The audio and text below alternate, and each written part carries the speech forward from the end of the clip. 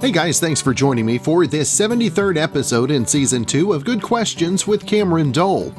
Special guests in this episode include actor and producer Yugi Okumoto. He's got a new movie, The Paper Tigers, which is available on Friday.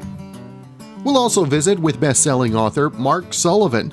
His new novel, The Last Green Valley, is available today. We'll also visit with award-winning director Kevin Macdonald. The movie The Mauritanian is available on demand, on Blu-ray, and digital download coming up on May 11th. Of course, if you would, please take the time to subscribe, comment, leave some feedback, check out the shop, and of course, share with your friends. Now it's time to do something maybe you didn't do last year, or the year before, or ever. But yes, they do claim it's important. As we head into the middle of spring, now is a good time to reverse the direction of your ceiling fans. Now the blades are tilted at an angle for a reason. They should spin clockwise in the winter to pull colder air up from the floor. That way it mixes with the warm air near the ceiling and keeps you warmer. Now in spring and summer, they should spin counterclockwise to push the air down so it blows on you and keeps you cool. Now, if you've never changed them before, there's usually a black switch on the side of the fixture. Just make sure and clean the blades first because they're probably covered in dust, which will go everywhere. Of course, if you've never changed them over the winter, congratulations, you're already done.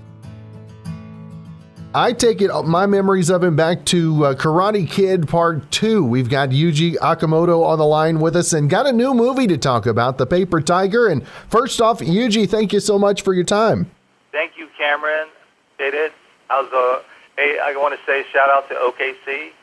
Well, appreciate that. And tell us how excited you are about The Paper Tiger that is on demand and available in theaters coming up on the 7th. New movie, producing, and making a cameo as well. Yeah, it's quite the transition from actor to producer because I've been an actor for my life. And so, you know, I guess the big difference from being an actor to a producer is that as an actor, you just deliver your performance and you're done for the day. As a producer, you're grinding every single day and every single hour, and from pre-production to principal photography, post-production, selling your film and marketing. So, I learned so much about whole producing. The one thing I share is that for anything to happen, it takes a village. Have the support system in place. Hats off to all the people that supported the film to get us to this point. And you talked about how much different it is going behind the scenes, and how much did you appreciate what expectations are there for the producer as well? A lot. A lot. A lot of challenges, and I think the biggest challenge for me as raising the money. All the producers on this film came from the creative side of the business. Raising money is not an easy thing, especially nowadays.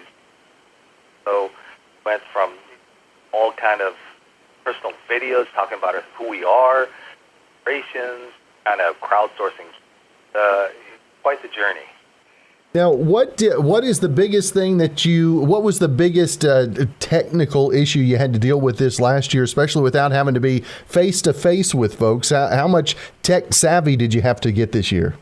Well, I'm tech illiterate, so that job didn't fall on me. I think my kids are better tech people than I am. But I think the biggest roadblock, the biggest issue was came in post-production about this shutdown. Thought, we'd save some money by going across the border to Vancouver, Canada, to finish our post-production and color correcting and sound sweetening. But then when the pandemic hit, our film was kind of stuck there, and they shut the borders, Canada. So we couldn't even sit in front of a monitor with them and listen to the sound person. So that's what was really difficult, because we're sending notes back and forth. never quite right. So once Canada opened up a little bit, then we took the opportunity to send the director immediately there. So he got a chance to kind of do the finishing touches on all the post-production. And that was crazy. That was the toughest part, I think. Now, Yugi, if folks haven't had the chance to see the trailer or heard any of the previews, tell our listeners just a little bit about The Paper Tiger. Sure. The Paper Tigers stars Ron Yuan, Elaine Wee, and Michelle Shannon Jenkins as the Tigers.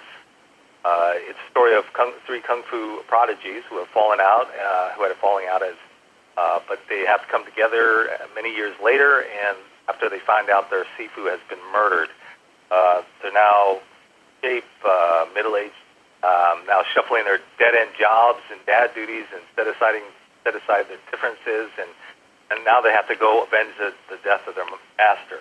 So imagine these guys are one kick away from. And for you to bring out not only the competitive natures in folks, but also to bring out the humor. I mean, that's one of the things we've heard so much about the film. To bring that humor out as well, to get folks laughing in the times we're living in, Yugi, how cool is that for you as well? Well, that's awesome. And I think that's a testament to our director and our cast. Have a terrific actor who I failed to mention named Matt Page. And Matt Page, if you aren't familiar with that name, you'll know him from Enter the Dojo, which he stars as a character named Master Ken. So, having actors come on board and really brought it. A lot of the stuff they just threw out there on the day in the improv, and they brought it. And so pleased and proud of performances and proud of the final outcome. Hopefully people enjoy it.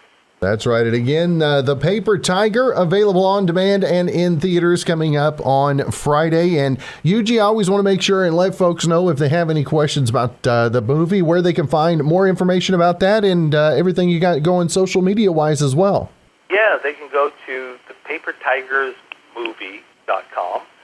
And my handles are Twitter at Yugi Okumoto and on IG at Yugi_Okumoto.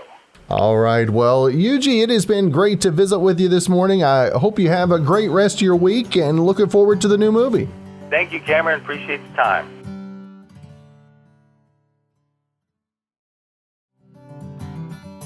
Now, even with more people than ever working right next to their kitchens, we still can't find a way to squeeze in breakfast. A new survey asked adults how often they skip breakfast, and 1 in 4 people said they skip it at least 4 times a week. Now, the main reasons people skip breakfast are they don't have time, there's nothing in the house they want to eat, and they get caught up doing other things. Now, the survey also asked people what time they run out of energy on the mornings where they skip breakfast, and the average time is 10:26 a.m. Our next guest, author, best-selling author, and got a new book releasing today to talk about. We've got Mark Sullivan on the line with us. And Mark, first off, appreciate you taking the time to be on the show. Well, thank you for having me. I really appreciate it, Cameron. Now, tell us where the inspiration behind The Last Green Valley came. I mean, I know you were searching for a story and you found one. What was the light bulb moment for you, if you will? So I had published a book called Beneath the Scarlet Sky that had done very well, that was based on a true untold story of World War II. The story of a 17-year-old boy who leads Jews escaping Nazi-occupied Italy over the Alps into Switzerland, and who then becomes a spy inside the German high command.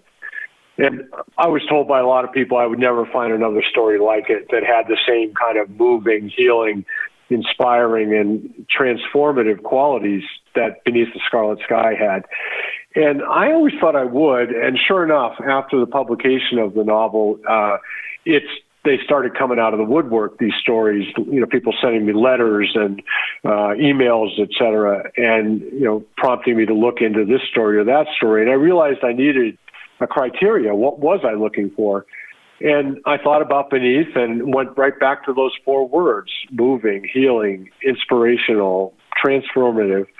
And I set out looking for that. And I didn't hear it until, of all places, I go and do a talk on Beneath at the Noontime Rotary Club in Bozeman, Montana, where I live.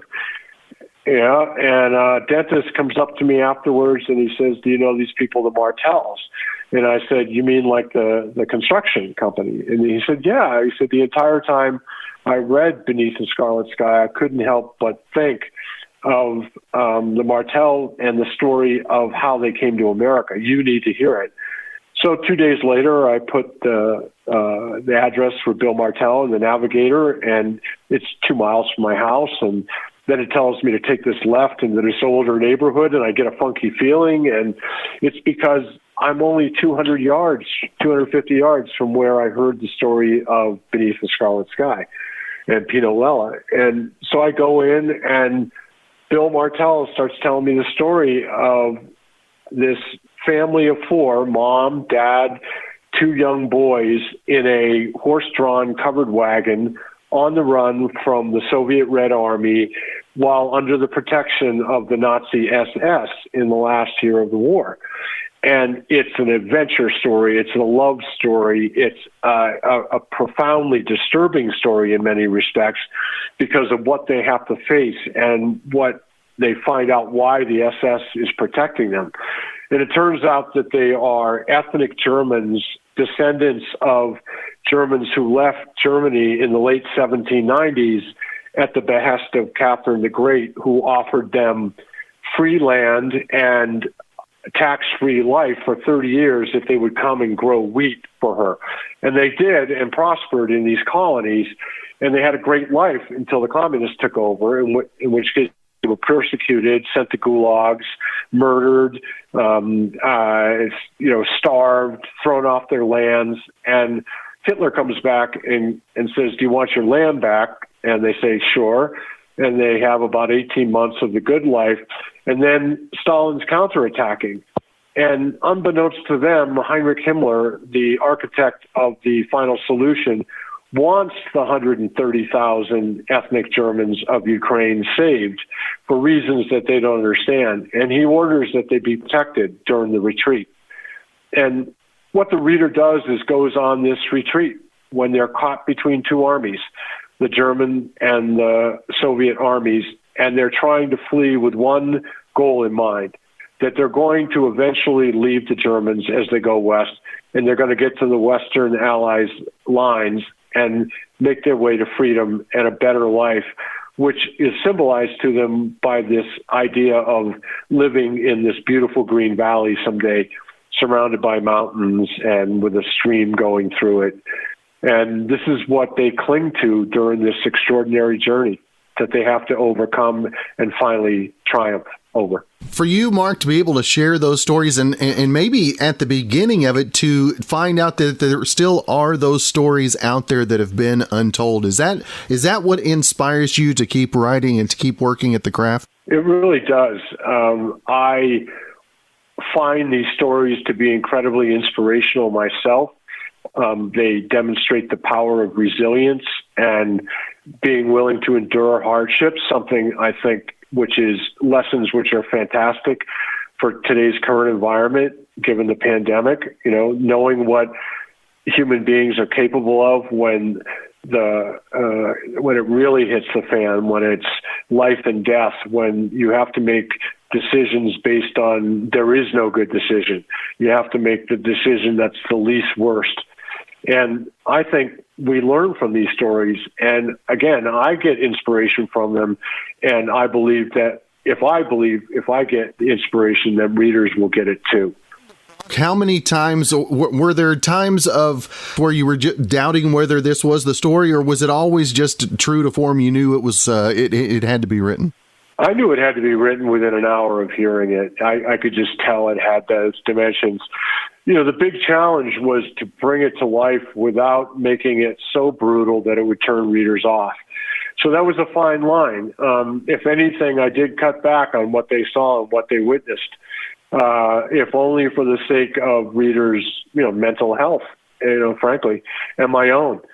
So but again, despite the ordeals, despite the obstacles, they endured. And I found that incredibly inspiring to write. Now, it doesn't mean there weren't parts that were difficult. There were parts that were brutally difficult to write and to depict. But I found that by facing them head on, then you all of a sudden had a transition that happened and the drama went through the roof because you had real people facing real life or death issues right in front of you on the page. And again, the Last Green Valley is available now. And Mark, I want to make sure and let our listeners know where to find more information, not only about the Last Green Valley, but Beneath the Scarlet Sky and all the other works you've got going as well. Yeah, you could look at my website, which is marksullivanbooks.com. You can find me on Facebook and subscribe to my newsletter at Mark Sullivan Author. On Instagram, Mark Sullivan 1981, and on Twitter, Mark Sullivan Author. All right. Well, Mark, it is always great to visit with you, sir. I appreciate you taking some time out of your schedule, and hopefully we can catch up again real soon. Great. Thanks so much for having me, Cameron.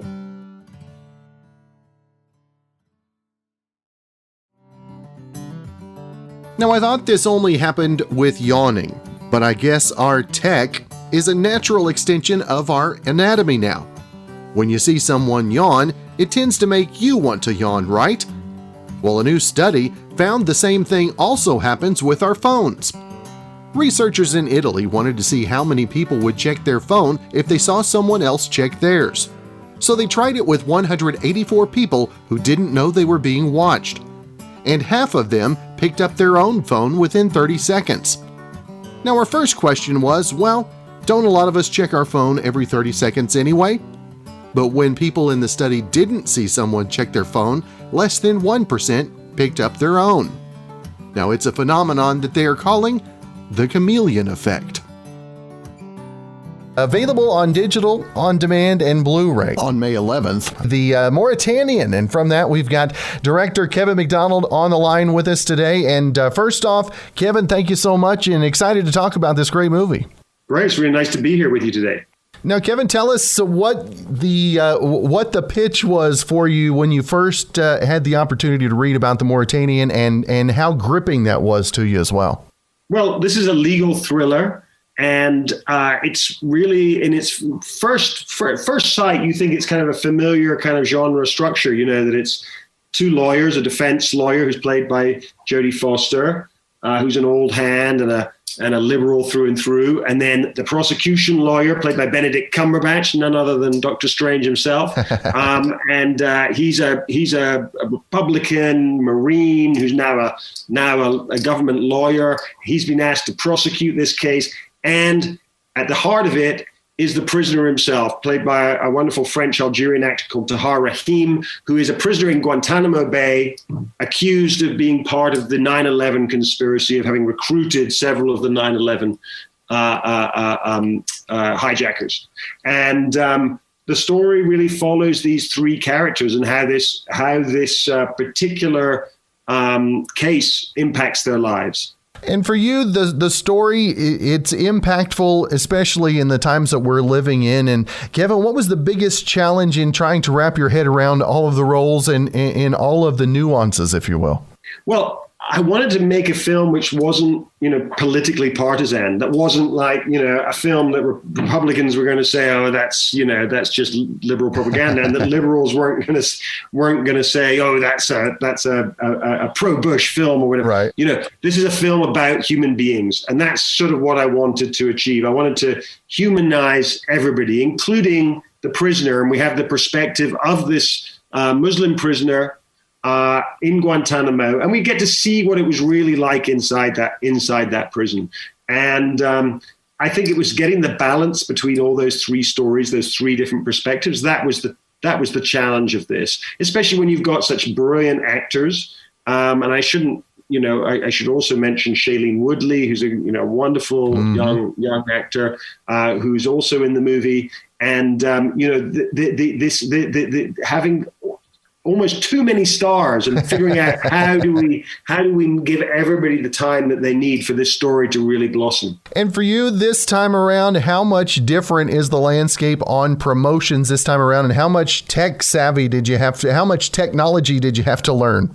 That's a good question. Well, you know what? This has obviously been the worst period ever for releasing a movie. We released this in the middle of the pandemic. It came out in a few theaters like 3 months ago in the US, and it's opened in a couple of other territories. But I think the most theaters we've had has been in Korea, which wasn't where I expected we'd be opening to our most number of theaters. But it's all the promotion has been done here from my desk in London, England, where I'm sitting in front of a computer where, like a lot of people, I've been sitting in front of computers as well for the last year or so. Now, Kevin, what do you think are the positives from folks taking in movies streaming wise and downloading? How do you think that's going to affect the industry as things open back up, if you will? I think people are desperate to get out, and I think they're desperate to experience, live shows, so theater or music, but also to go and have a kind of public experience at the theater. For me, speaking as somebody who's loved movies my whole life, watching something on the small screen is great, and I do it all the time. I'm doing it every night, but it's not the same experience as watching it on the big screen. It's not as emotionally impactful. I don't think anyone can really argue otherwise. When you are watching at home, you're in charge of that screen. It sits in the corner. You can answer your phone. You can make yourself a coffee. You can grab a drink. You're not fully engaged in the same way. When you're in a movie theater, that screen owns you. You are there captive, and you gotta go through what the filmmaker wants you to go through. It's a very, very different thing. And I think that experience, people miss it and they will go back to it. Whether or not, obviously, all the theaters survive, I don't know. And Kevin, as you watch a film for the first time after being behind the scenes, what are the big things that grab a hold of you of the works that you've done whenever you have the chance to see them the first time? Well, whenever you watch your own movies at the theater, and I only ever do it right when it first, when I've just finished it, take it to a film festival, or on the opening night, I'll go and see it, is just that you seeing it with a bunch of other people, and you start to see it through their eyes, and the movie plays differently, and things that you thought were not funny, people laugh at. Points in the movie where you thought, this was so tense. This might be the moment that audiences, you see them looking at their watch. There's things that, you're never quite certain. It's an interactive experience going to the theater. That's the thing. It's never quite the same twice. You hear actors in theater say, that was a good show, that was a bad show. But actually the same thing happened with movies in my experience. You can have a good showing and a bad showing. It depends on the mood in the house when the lights go down. And when, at the end of the day, is it that live presentation and the feedback from that matters most to you, as opposed to the critics or the award presenters, if you will? Yeah, I think that, what the most important thing for any, I guess, work of art like this is that you entertain people, you engage people, you interest people. I think this movie in particular is a movie where, it's tremendously tense and suspenseful. But also at the end of it, you want to know more. And a lot of people I know have said to me, oh my God, I went and spent like 2 hours looking on Wikipedia after finishing the movie, because I just wanted to know so much more about this subject and about these individuals. That's awesome. And again, the Mauritanian is available now. And Kevin, I do want to make sure and let our folks know where they can find more information, not only about the movie, but everything you've got going social media wise as well. Well, you know what? I'm a dinosaur. I don't do social media. I'm the last director with no social media account. That's awesome. Well, Kevin, folks can check that movie out anywhere they get their downloads. And Kevin, I truly do appreciate you taking some time out of your schedule, and looking forward to spending more time with the movie myself. Great. Nice to talk to you. Bye-bye. Thanks again for joining us for this 73rd episode in Season 2 of Good Questions with Cameron Dole. If you ever have a comment, a question, anything else you'd like to know, you can hit me up on the contact page at gqwithcam.com. You can also find me on all the socials, Instagram, Twitter, Facebook, at GQ with Cam. If you'd like to help out in the funding for this podcast, you can visit our merch store. We've got hoodies, shirts, mugs, tumblers, stickers, and more. gqwithcam.com/shop. You can also make a one-time donation at buymeacoffee.com/GQWithCam. And if you do have a special guest idea, email me gqwithcam@gmail.com. Thanks again to our good friend Brandon Allen for coming up with our theme music. We're going to let him play us out and hope you guys have a great rest of your Tuesday.